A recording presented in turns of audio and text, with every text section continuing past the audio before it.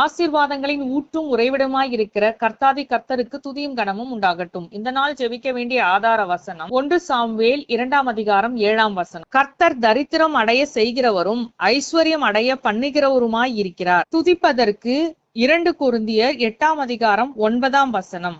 அவர் ஐஸ்வர்யம் உள்ளவராயிருந்தும் நீங்கள் அவருடைய தரித்திரத்தினாலே ஐஸ்வர்யவான்கள் ஆகும்படிக்கு உங்கள் நிமித்தம் தரித்திரரானாரே. காக்கை குஞ்சுகள் மீதும் இரக்கம் வைத்து அதுங்களுக்கும் தேவையான உதவிகளை செய்கிறவர் தான் நம்முடைய ஆண்டவராகிய தேவன். அவருடைய சாயல்ல உண்டாக்கப்பட்ட மனிதர்களாகிய நாமும் கஷ்டப்படாம நம்முடைய தேவைகள் சந்திக்கப்பட்டு நிறைவான ஒரு வாழ்க்கையை வாழணும் தான் ஆண்டவர் விரும்புறார். கோதுமை மணியை பொறுக்கிற அளவுக்கு வறுமையில இருந்த ரூத்தை ஆசீர்வதித்து சம்பூர்ணமாய் நிரப்பின நல்ல தேவனை தான் நாம தொழுது கொண்டு வரோம்.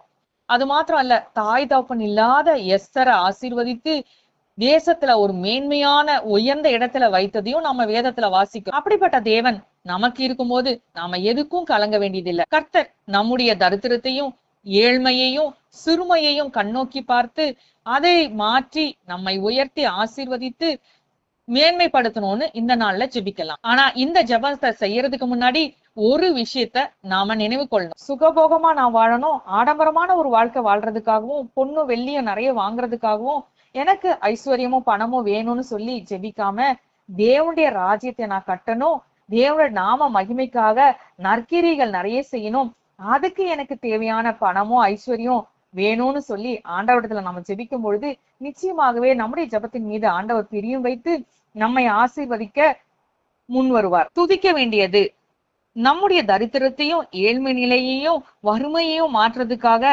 ஆண்டவராக இயேசு கிறிஸ்து ஏழ்மை கோலம் எடுத்து இந்த பூமிக்கு வந்து தரித்திரராய் வாழ்ந்தார். நம்மை ஐஸ்வர்யத்தால் நிரப்பும்படிக்கு அவர் தரித்திரத்தை ஏற்றுக்கொண்டபடியால் அந்த நல்ல கர்த்தரை மனதார நன்றியோடு ஸ்தோத்திரிக்கலாம்.